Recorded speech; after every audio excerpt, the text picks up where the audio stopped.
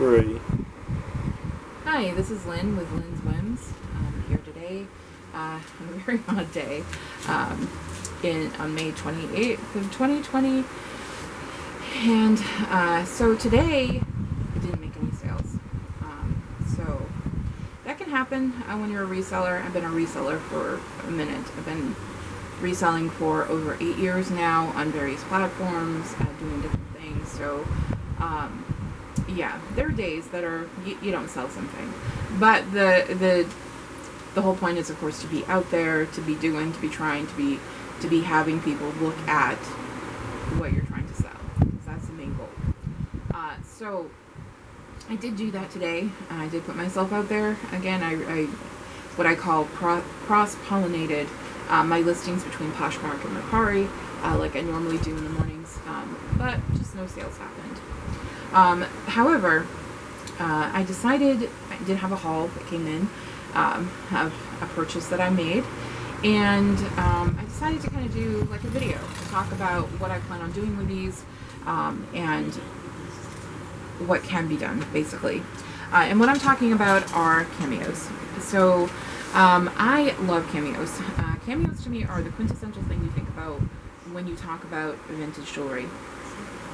So with cameos, there's something sentimental about them. People connect to them.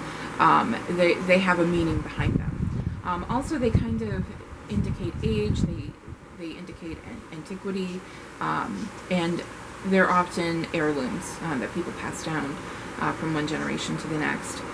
So with that being said, I just really love cameos. So I've sold a lot of them. I bought a lot of them. I've owned a lot of them in my life. And when I came across this lot that I saw for sale on Mercari, I decided to just go ahead because why not? It was a lot for 14 cameos without their settings. So they were just free floating. Now I don't know what did happen to the settings. I don't know if the settings were damaged and they had to be removed, or if someone was just collecting cameos and pulling them out of their settings. I would hope not, but I don't know for sure. But I felt like I needed to rescue them, so I did. And what I do, I have restored cameos in the past.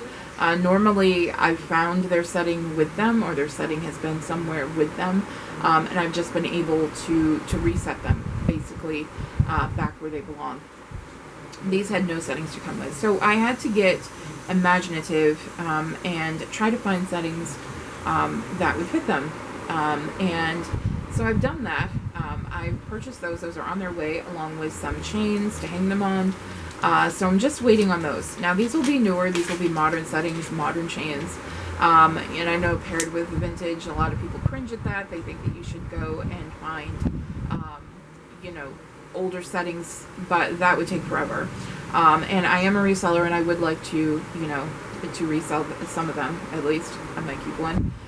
To resell them, to make a profit, because that's what I do. But I also wanted to rescue them because they were just loose and they were very nice. So the thing about cameos is that they come in a number of different types of materials. So the classic cameo is shell, usually a conch shell, so it looks pink or peach in the background with a raised white figure or a motif even. So that's what a classic is. It's usually made, pretty much is always made in Italy. However, there are other things that cameos can be made out of. They can be made out of other types of shell, like mother of pearl. They can be made out of glass. Anything basically that you can carve, even bakelite or celluloid, you can make a cameo out of. So you will find them in a number of different types and varieties. I will have a video that I'm kind of thinking about making that'll go into that a lot more, and I'll talk about what to look for when you're looking at a cameo. But for right now, I'm going to talk about this haul. So to start, I'm going to do my best to show this to you. I'll start with this one. I hope you can see that. So this one is quite thick, and it is glass, and it has this really cool finish along the edges that looks almost like hematite stone, so it's like the silvery metallic color, very dark. And this is called called a reverse intaglio. Now, how do I know that? Well, an intaglio is raised up off the surface, and this is pushed inward. It's concave. So therefore, it is called a reverse intaglio. A bit of info there. I've found a lot of these. I've sold a lot of these. They're really nice. And this particular one is a nice example. It was probably in a setting that you could see through, and it probably was popped right out of that. So there is that one. The next one I'm going to show you is very similar. The difference is this is much thinner, if you can see. It's much thinner. And this one is also reverse intaglio. It's also glass, but it's like I said, it's almost half of the other one. So that is a flat back. This one's more raised. The next one, this isn't technically a cameo. However, it is included in that category because it's a motif. It's a pair of figures. You can see it's transfer wear on like a ceramic or porcelain. There we go. Got it to focus. So, and it's this beautiful black and gold kind of motif. I love the fact that the man, it has the reverse of the woman's outfit, black on the outside, gold on the inside. She has gold on the outside, black on the inside. It's a nice little detail that kind of complements it. So that one's nice. That one being flat back will go nicely into a setting. Another one, again, not technically a cameo, but it is on ceramic. They probably bought this blank, the person that painted this, and then they painted this gorgeous scene with a covered bridge. I think the last surviving one is in Vermont, which is not far from where I live in Maine. So it is signed on the bottom. It's really hard to read. It's down here. It says something like Laveau or something of that nature. I can't quite make it out, but that will be nice, and that will very easily go into a setting and become something wearable again. This next one, I don't know how well it shows up, but the painting on it is a little bit raised, and I don't know if you can see that, but it looks like it's all hand painted. It kind of reminds me of what they term moriage, which is where you have like the pottery that's been painted.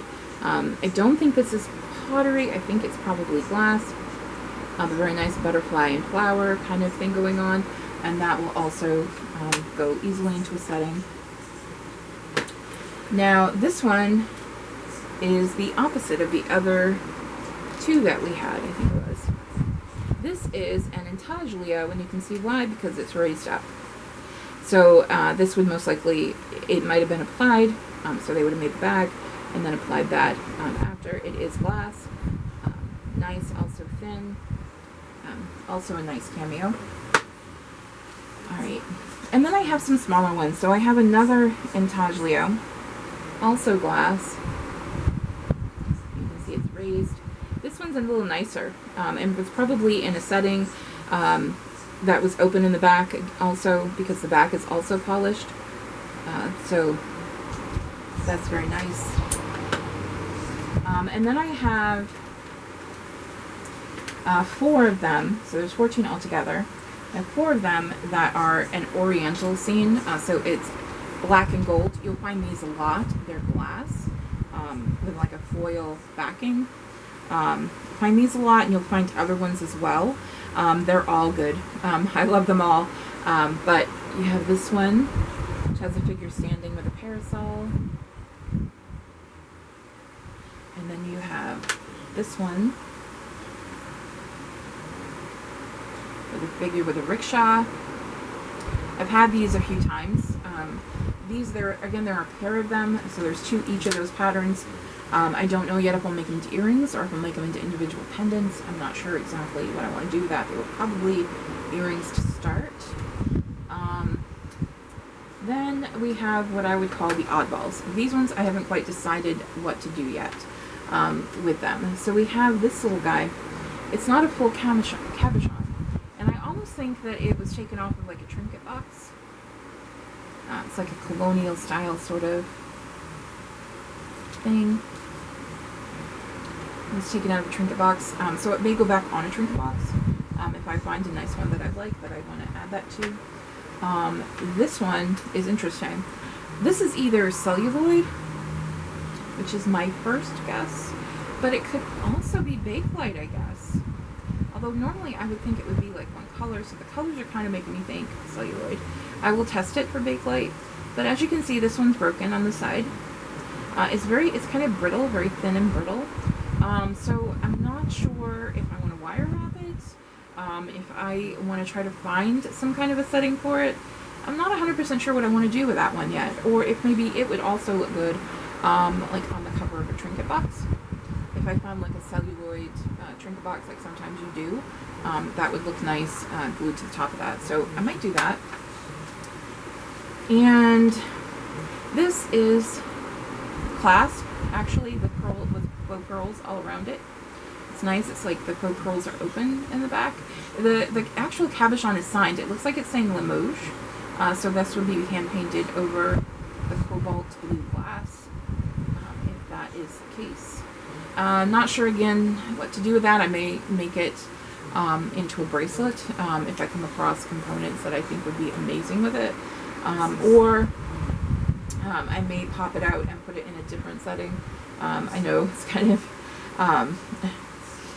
it's kind of furthering that cycle, but I almost feel like it was, I don't know, I feel like it may have been repurposed itself in order to be the clasp. I have no idea.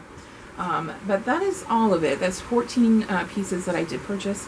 And I did, like I said, I got the settings. There's a lot I have invested in the project, but I feel like it's worth it. I do have a number of cameos similar to this that I have up for sale. One that needed a minor restoration. It had a glue issue from maybe when it was first created, or maybe a previous restoration, I'm not sure. But you know, I've done this bit. I do have some up for sale that are available that have already, you know, that they're wearable, they're ready to go. They didn't necessarily have an extensive restoration like I'm planning to do this. When I do list these, I will mention in there that I did restore them, and that the backs are new and the chains are new. So that will be mentioned. But I think it's worthwhile to do a project like this, because otherwise they would be used for things that they wouldn't be used for their original purpose, which was to be a wearable piece of something, you know, to be worn, to be part of someone's life in that way. So most of these are not really old. The Intaglio ones probably came from the Victorian revival, which occurred in the 1960s. There was a second Victorian revival in the 80s. You see a lot of Avon jewelry, for instance, from the 80s. It has a lot of cameo or Victorian kind of vibes. And you also had, like, out of that came the 1928 line, that sort of thing, into the 90s. So, you know, those are from either the 60s or the 80s, depending. I'm thinking the heavier ones are definitely 60s, sort of better quality. The thinner ones might be more from the 80s. The Intaglio was more common in the 60s, so those, but you use all those pieces of information to kind of narrow down what time frame you're looking at. So that is basically what will occur. I will post another video when I do complete the restoration to show what it looks like, and you can let me know if you approve or not. I also will plan on doing a video on what to look for when you're looking at cameos. It will be kind of a screen share kind of thing is what I'm planning, where I'll kind of take you through different places looking and going over what we see up for sale, if it's worth the price they're asking, that sort of thing. So we'll kind of discuss that. And so those are my plans for that, and I'll do that on days like this where I don't have a sale. So I hope you enjoyed this video, and I hope you subscribe, like, and you leave a comment. Let me know if you liked it, what you think. Alright, so I'm going to end it here. I hope you all have a great evening. Take care.